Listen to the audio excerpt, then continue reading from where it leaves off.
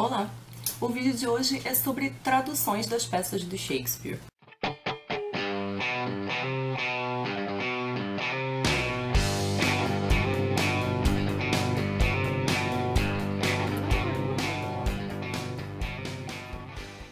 Bom, finalmente vou fazer um vídeo que vocês me pedem muito pra fazer e que eu já, na verdade, queria muito fazer antes de vocês me pedirem. Mas é um vídeo, preciso avisar, ele não é um vídeo acadêmico sobre tradução, porque eu não sou formada em tradução, não é minha área de formação ou de especialização, tá? Embora eu me interesse como leitora, então vai ser um vídeo sobre a minha experiência de leitora em relação às traduções do Shakespeare disponíveis aí no mercado. Né? A gente teve inúmeros tradutores de Shakespeare no Brasil desde o século XIX, mas algumas traduções estão difíceis de encontrar, né? Elas estão em edições que são esgotadas. A gente, por exemplo, tem tradução do Manuel Bandeira, que eu acho que até saiu pela Cosac na IF, mas que também agora já é mais difícil de encontrar. Eu vou acabar então comentando as traduções que vocês acham mais quando vão à livraria, principalmente, algumas quando acham em sebo, né? Que é o caso da minha obra completa, que hoje já tá um pouquinho difícil de achar, tá? Eu vou mostrar para vocês aqui um pouco das minhas edições. Eu não tenho tantas edições de Shakespeare como vocês imaginam, mas vou falar para vocês como é que eu li, tá? Eu tenho as obras completas no Shakespeare nessa edição vintage. Não sei se dá pra ler aqui, espero que foque. Aqui tem tudo do Shakespeare, tem teatro, tem sonetos e tem poemas dramáticos. O Shakespeare tem uns poemas dramáticos, tá? Então aqui tá a obra completa no original. E a base das minhas leituras para esse projeto Read More Shakespeare foi essa coleção aqui imensa da Agir, nesses livrões enormes. Isso aqui é tradução do Carlos Alberto Nunes, tá? É uma edição bem caprichada, porque tem texto introdutório para todas as peças. O Carlos Alberto Nunes era um grande estudioso e tradutor. Então ele vai fazer um texto introdutório dizendo quais foram as fontes do Shakespeare, né? Como acho que muitos de vocês sabem, as peças do Shakespeare, elas faziam assim uma reinterpretação, versão de textos já existentes em vários casos, menos nos dramas históricos, mas nas comédias e nas tragédias bastante. E o Carlos Alberto Nunes comenta todos eles, tá? Então vai falar um pouco do tema, vai falar um pouco dessas fontes. E são umas edições assim bem bonitas, né? Essa aqui é a das tragédias. Não vou mostrar as outras porque são muito grandes, eu tô com pouco espaço aqui, tá?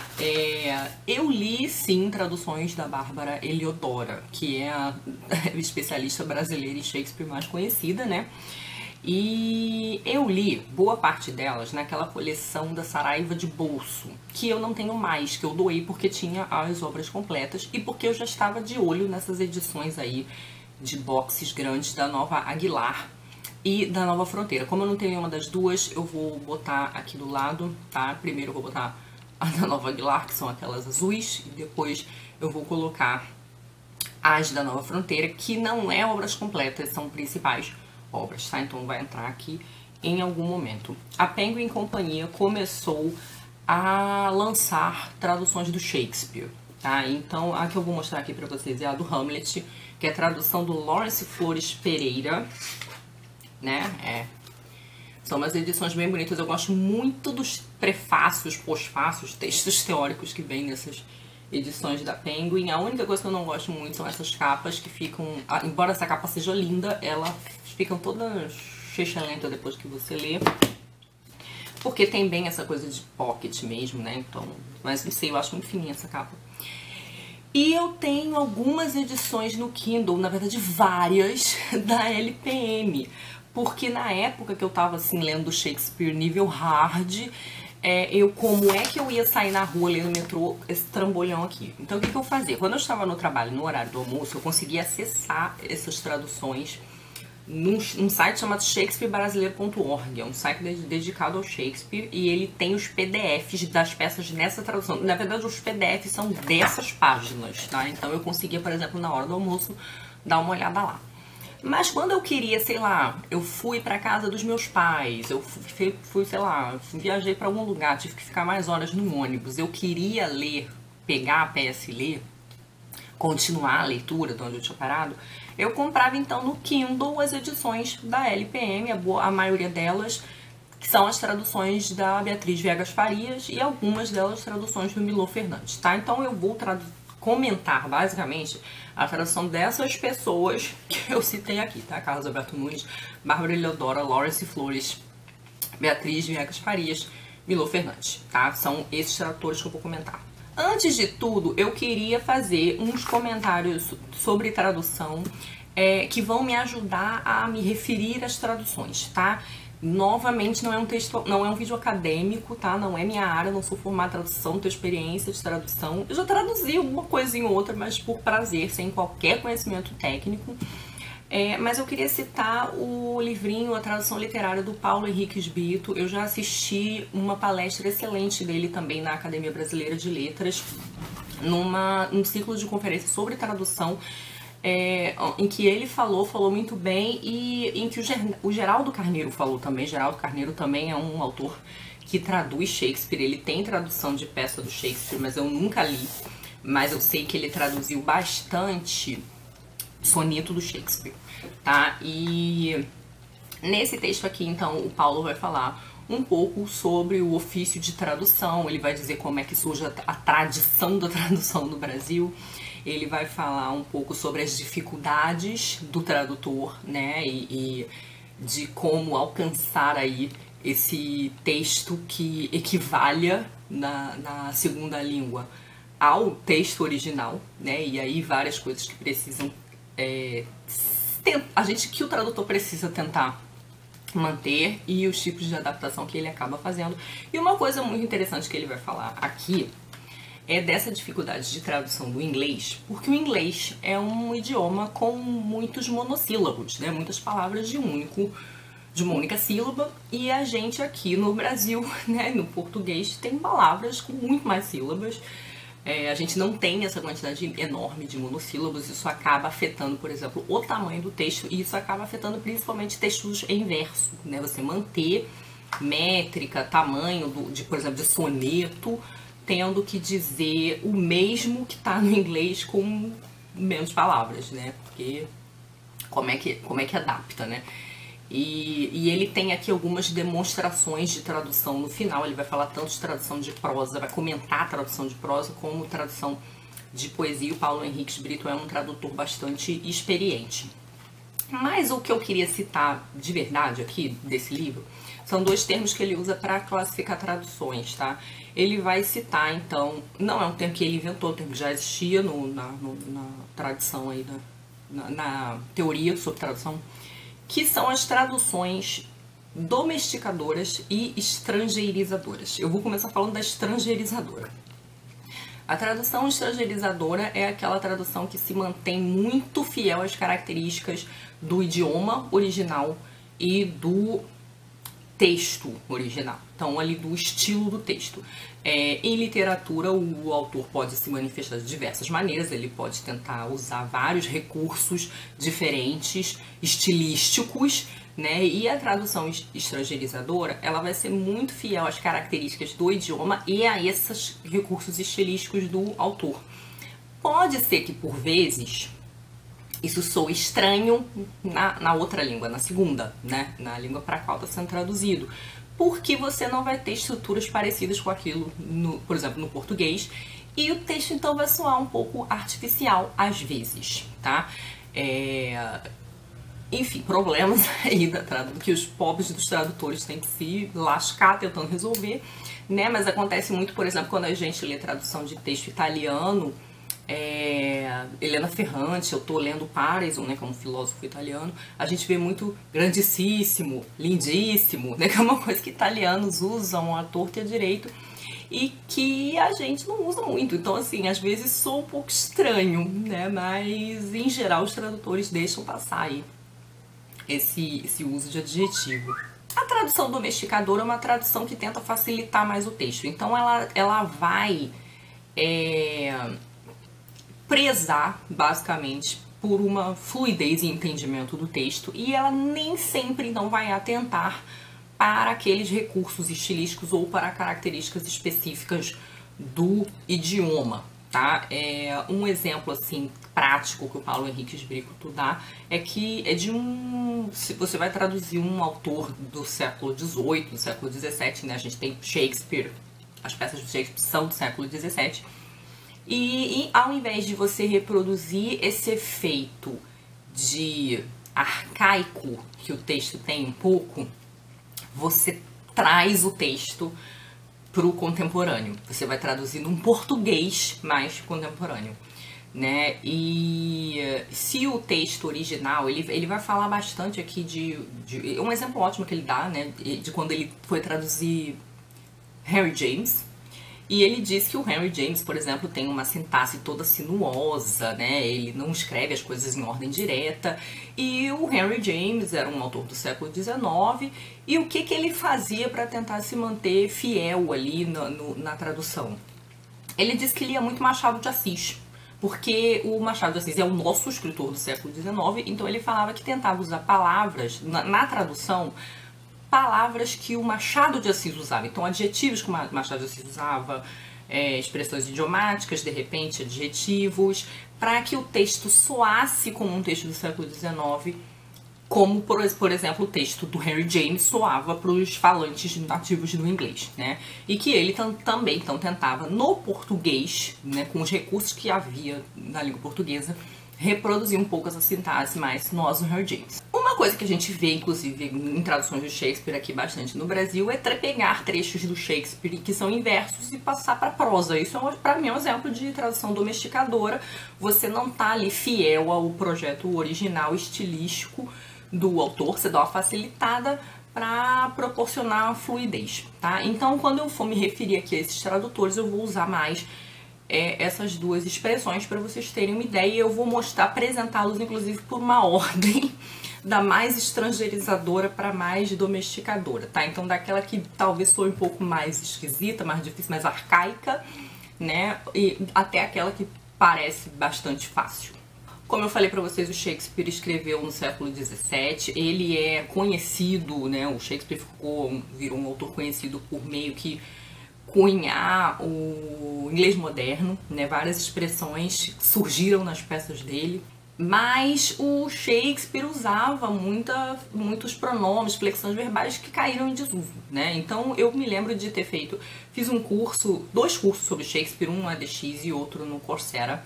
Mas o curso do EDX, que era um curso de universidade, né? Ele tinha as aulas gravadas em sala de aula.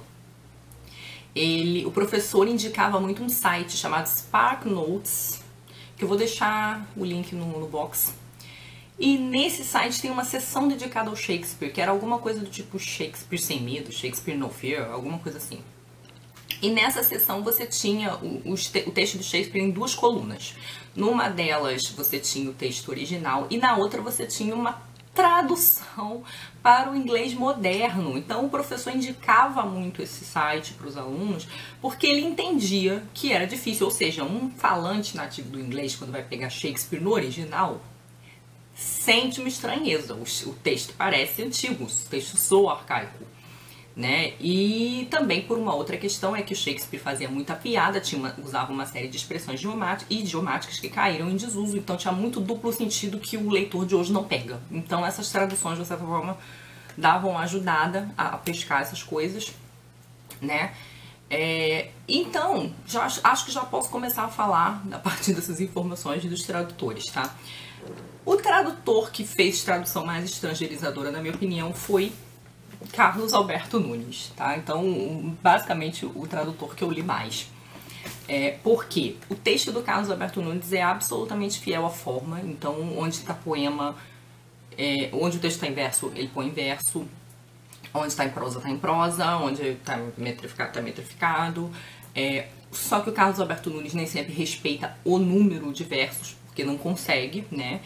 Ele traduz em decassílabos o heptâmetro iâmbico, que é a métrica poética lá, que o Shakespeare usa. Ele traduz como decassílabos heróicos, e é heróico porque tem a sílaba tônica em lugares específicos, que é, acho que, se eu não me engano, a 6ª e a 10ª. E aí, por conta dessa questão que eu falei do tamanho das palavras e tal, ele acaba usando mais versos, mas ele é bem fiel, inclusive, a esse caráter mais antiguinho do texto. Então, o texto do Carlos Alberto Nunes soa mais arcaico. Inclusive, eu às vezes dava risada, porque ele usa umas expressões, o Shakespeare tem muita coloquialidade na fala de vários personagens, né? Então, às vezes, tinha umas expressões de susto que o Carlos Alberto Nunes usa uma expressão que eu me apaixonei, quero usar essa expressão na minha vida, que é com a breca. Então, você toma um susto, você tá maravilhoso com uma coisa, você fala com a breca. E, tipo, quem usa com a breca? Né? Uma expressão muito engraçada. Mas o texto soa mais arcaicozinho um pouco, ele é um texto um pouco truncado, o texto tem bastante inversão, para ele conseguir manter o verso, ele faz bastante inversão, acontece bastante também dele não conseguir fechar a frase no fim do verso, então você tem uma frase acabando no meio do verso, isso acontece não só com ele, acontece com a Bárbara Leodora também, tá? E não é o melhor texto pro palco, o texto do Carlos Alberto Nunes me parece um pouco truncado para declamar no palco, né, para montagem teatral, não é muito fluido, não. A gente acaba vendo mais o texto da Bárbara Leodora no palco, assim, quando procura se levar um texto que seja mais fluido, sonoro, mas que também tem, assim, essa fidelidade formal. Normalmente é o da Bárbara Leodora. A Bárbara Leodora estaria, vou tentar pegar aqui uma capinha de tradução dela, ela estaria mais ali no intermediário, que é, na verdade, o que o Paulo Henrique de Brito vai dizer, que seria o ideal da tradução, né? É você encontrar ali um meio do caminho sensato entre esses dois tipos de tradução, a mais domesticadora, a mais estrangeirizadora. Então, vou mostrar aqui a tradução do Macbeth, que saiu com a capa do filme, que foi a que eu li mais recentemente. Saiu pela Nova Fronteira. A Bárbara Leodora, ela também é bastante fiel à forma, então onde está prosa da prosa, onde está verso, onde tem métrica. Ela também converte pentâmetro iâmbico para decassílabos e é um texto em geral mais sonoro, é um texto mais musical, é um texto mais bonito de ouvir do que o do Carlos Alberto Nunes. Ele é um texto que definitivamente soa menos arcaico, porque a Bárbara Leodora era muito partidária do fato de que Shakespeare escrevia para as massas. Shakespeare era um autor popular, então ela achava mais importante, eu acho, o fato de que o Shakespeare escrevia para o povo do que talvez o fato de que o falante nativo do inglês que vai ler Shakespeare hoje vai encontrar mais dificuldade no texto, vai achar que o texto soe assim um pouco arcaico. Ela se pronunciou sobre isso várias vezes, então para ela era uma questão importante. Então ela, apesar da fidelidade formal, ela achava importantíssimo que as pessoas achassem Shakespeare compreensível, que elas achassem o texto agradável, que tivesse musicalidade quando, né, houvesse no original. Acontecem algumas coisas se você pega o texto original e compara com a tradução da Bárbara, que tem muito a ver com essa dificuldade aí do tamanho das palavras. A Bárbara corta muita palavra, porque ela é muito fiel, inclusive, ao número de versos. Então, se o Shakespeare fez, sei lá, um canto, né, com uma cena com 200 versos, ela vai traduzir com 200 versos. E aí disso resulta que ela corta umas palavras. Ela faz umas adaptações, às vezes faz umas inversões, mas sempre tentando fazê-las de modo que elas soem um pouco truncadas, mas ela corta bastante adjetivo, né? No original você tem expressões, você tem falas com 3, 4 adjetivos, ela vai te botar um ou não vai botar nenhum pra tentar manter aí o tamanho. E algumas vezes ela tem esse problema que eu falei de não conseguir terminar uma frase no fim do verso, ter que nas inversões acaba terminando no meio. Mas isso não tem como muito fugir, né? Mas eu acho o texto dela bastante bonito. Eu assisti algumas adaptações do Shakespeare no teatro, né? Umas montagens, e boa parte delas usava texto da Bárbara Leodora, tá? Então, assim, é um texto bem consagrado aí nas montagens de teatro. Acho que um outro tradutor aí que se mantém nesse meio caminho da estrangeirizadora com a domesticadora, tentando ser fiel à estrutura original do Shakespeare, mas também a compreensão, né, o prazer de ouvir o texto, é o Lawrence Flores Pereira.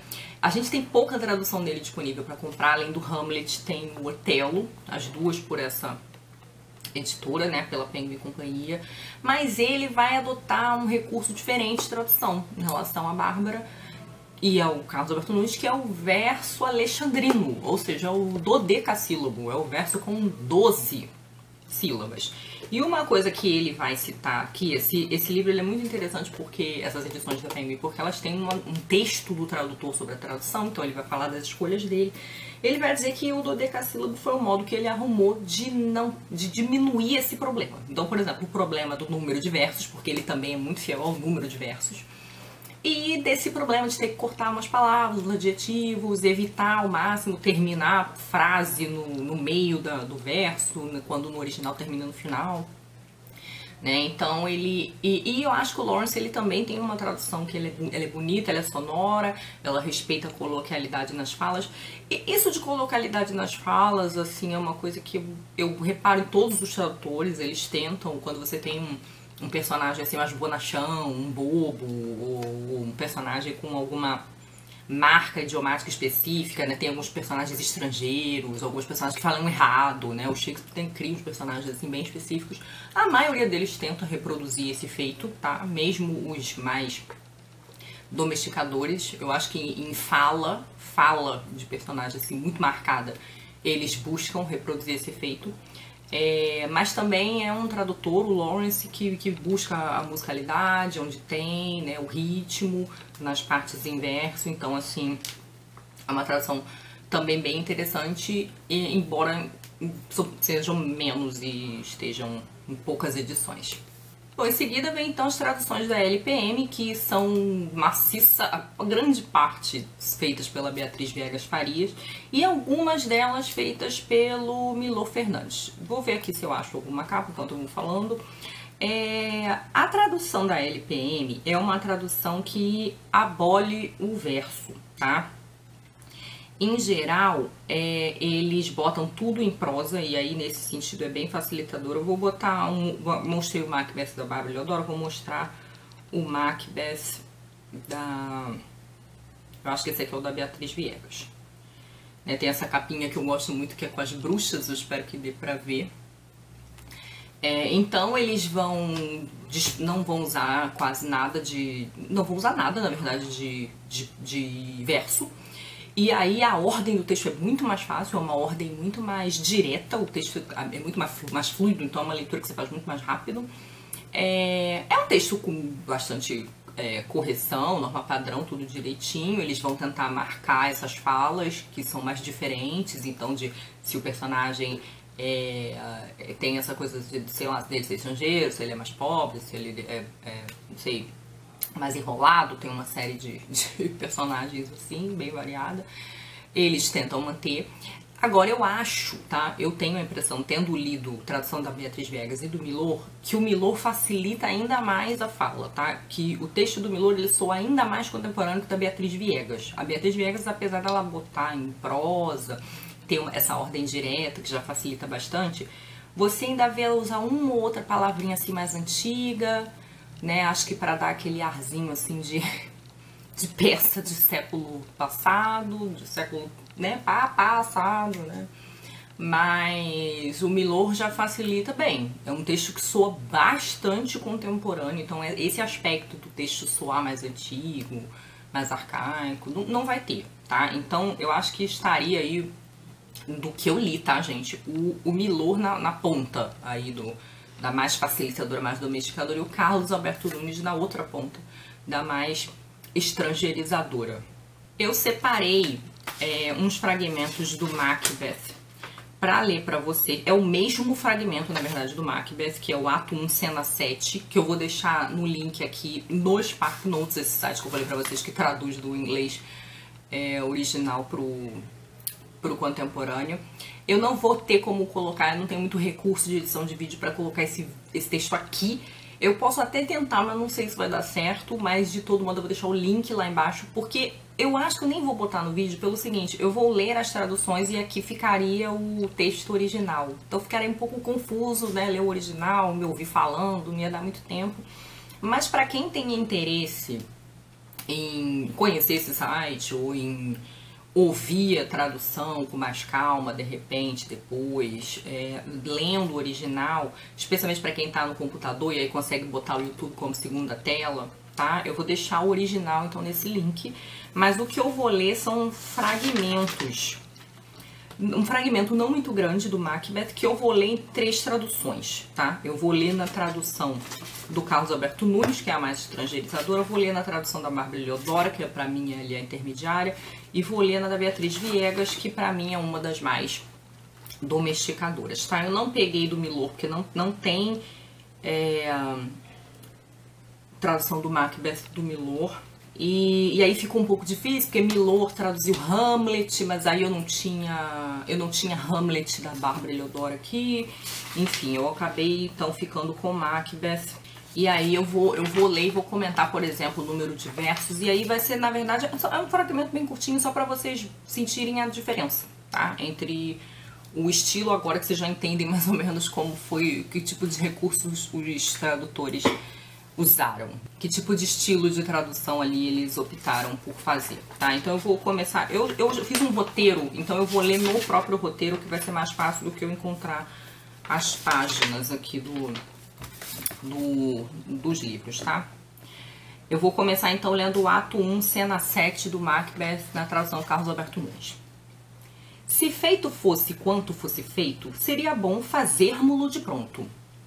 Se o assassínio enredasse as consequências e alcançasse com o fim êxito pleno, se este golpe aqui fosse tudo e tudo terminasse aqui embaixo, aqui somente, neste banco de areia da existência, a vida de após-morte arriscaríamos.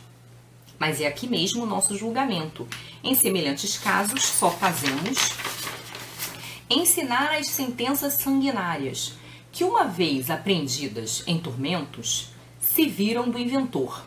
Essa justiça, serena e equilibrada a nossos lábios, apresenta o conteúdo envenenado da taça que nós mesmos preparáramos. Ele está aqui sob dupla salvaguarda. De início sou parente dele e súdito. 2 razões de força contra esse ato. Depois sou o hospedeiro que devera fechar a porta a seus assaltadores, não levantar contra ele minha faca. Esse trecho no meu original aqui tem 16 versos, tá? E o Carlos Alberto Nunes, então, nessa leitura que eu fiz, traduziu para 22 versos, mas vocês conseguem perceber que tem bastante inversão, né? Algumas expressões, assim, já um pouco mais rebuscadinhas, talvez, assim, num sentido de mais arcaicas, talvez. Eu vou ler agora, então, a da Bárbara Eliodora, que também traduziu em decassílabos, mas que conseguiu diminuir para 17 versos. E se vocês então forem dar uma conferida com o original, vocês vão ver como ela elimina bastante alguns adjetivos para eu conseguir chegar nesse 17, tá? Mesmo fragmento então. Ficasse feito, então seria melhor fazê-lo logo, se o matar trancasse as consequências e alcançasse com seu cessar sucesso, se este golpe pudesse ter um fim de tudo aqui, e só aqui, nesta margem do tempo, riscava-se o futuro.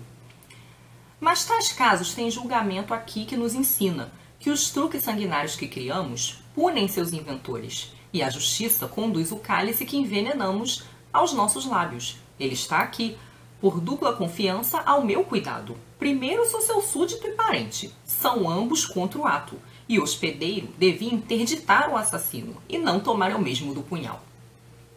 Vocês percebem aí que uma ordem já bem mais direta, né? E até umas palavras não, né, um pouco menos rebuscadas que assassínio, né? Que foi a que o Carlos Alberto Nunes usou. Ele usou aqui também fazermo, né? Umas flexões verbais assim, um pouco mais chiquetosas. Você vê que na Bárbara Eliodora o negócio parece um pouco mais fluido e mais claro. Então agora eu vou ler o mesmo fragmento na tradução da Beatriz Viegas, tá? Onde vocês vão ver que aqui não tem qualquer verso, tá? Então foi traduzido para prosa. Se estivesse terminado assim que fosse feito, então seria bom que fosse feito nuns ais. Se o assassinato pudesse manear suas consequências e agarrar com o próprio fim, seu sucesso. Se esse golpe pudesse ser o tudo necessário para o fim de tudo. Aqui e somente aqui, nesta vida, um tempo que não é mais do que um banco de areia nos mares da eternidade, abriríamos mão da próxima vida. Mas para esses casos ainda temos julgamentos aqui, com os quais damos sangue sedentas instruções que, recém-aprendidas, acham um caminho de volta para atormentar seu próprio inventor. Essa justiça equilibrada, imparcial, prescreve e recomenda para nossos lábios os ingredientes do nosso cálice envenenado. Ele aqui se encontra sob dupla salvaguarda. Primeiro sou dele parente e súdito, duas fortes razões contra tal ato. Depois, como seu anfitrião, devo fechar meus portões a seu assassino e não empunhar eu mesmo a adaga. Então aqui a gente vê que o texto da Beatriz Viegas, ele tem, ele até me parece ter muito mais texto, ser muito mais explicativo, porque ela não tem essa limitação aí espacial do verso, né? Mas disso também acaba resultando que o texto é menos, vamos dizer assim, fiel. Mas você vê que ela usa ali salvaguarda, sangue sedentos, né? Como eu falei, ela de vez em quando bota umas palavras um pouquinho mais refinadas, mas a ordem do texto é muito mais fácil, porque é, né, a ordem direta, né, que dá já bem essa facilidade e torna a leitura já bem mais ágil.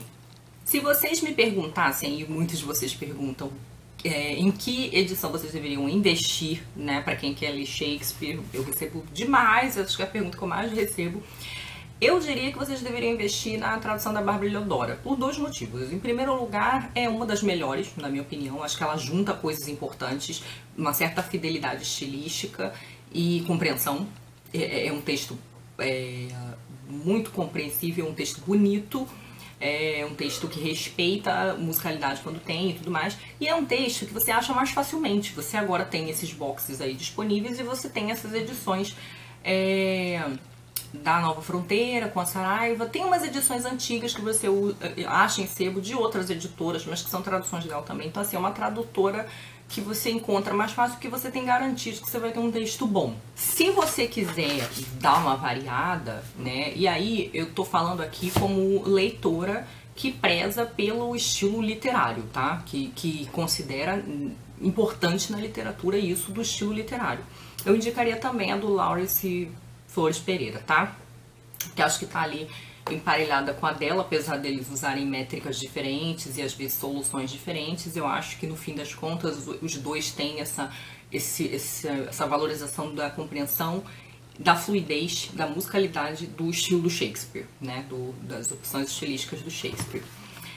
O problema é que a gente sempre tem que ter em mente o que você pretende com essas traduções, né? Eu acho que as traduções da Beatriz Viegas Farias e do Milor Fernandes não são traduções ruins, porque eles são incapazes ou maus tradutores. O que eu acho é que a linha editorial da LPM, ela tá voltada para outro público. Eu acho que ela tá focada num público talvez mais jovem, num público mais amplo e na formação de um público leitor. E aí, por exemplo, então, se você disser assim, eu queria muito que a minha sobrinha de 14 anos lesse Shakespeare, talvez valesse a pena você dar uma edição da LPM como primeiro contato, porque vai soar menos árida, né? Ela não vai ver aquele monte de verso ali, né? Talvez ela ache mais interessante, ela vai ter contato com o conteúdo da peça, não vai ter muito ali a dificuldade do estilo. Então eu acho que você tem que ter muito isso em mente também, o que você quer, que tipo de experiência você quer ter com a leitura do Shakespeare. Como essa parte formal para mim é importante, eu em geral prefiro traduções fiéis ao estilo, ao projeto estilístico, ao estilo literário do Shakespeare. Mas eu não sou absolutamente contra essas traduções da LPM, especialmente se você tem em mente, isso que eu tô falando, de repente uma formação de público leitor, né, pegar aí um leitor menos habituado à leitura de texto dramático, tá? Então eu acho que assim, falei pra vocês o que eu sabia das traduções, minha opinião, minhas preferências, espero tê-los ajudado. Eu quero convidar as pessoas que entendem de tradução a se manifestar nos comentários, porque aí vocês podem podem acrescentar informação aqui acadêmica que eu não tenho, tá? Então falar de repente melhor de coisas que eu não tenha percebido nessas traduções que eu falei. E eu também vou deixar um link que eu achei num blog aqui embaixo que analisa traduções do Macbeth, se eu não me engano são 6 ou 7 traduções do Macbeth. Então eles vão destacar o original, vão destacar pedaços das traduções e vão comentar. É um texto muito interessante para quem se interessa por tradução, tá? Então vou deixar aqui embaixo, que aí ali sim já de repente um comentário mais especializado. Mas todo mundo aí que tiver informações sobre traduções do Shakespeare e quiser compartilhar com a comunidade, estejam à vontade aí nos comentários. E me digam aí vocês também, leitores do Shakespeare, quais as traduções que vocês preferem, e a galera do teatro também, né? Eu tenho uma amiga minha que ela é diretora de teatro, eles adaptaram o Hamlet e eles usaram a tradução do Milor, né? Então, mas a maioria das que eu assisti, de fato, usou o texto da Bárbara Eliodora. Então, comentem aí, beijocas e até a próxima. Tchau!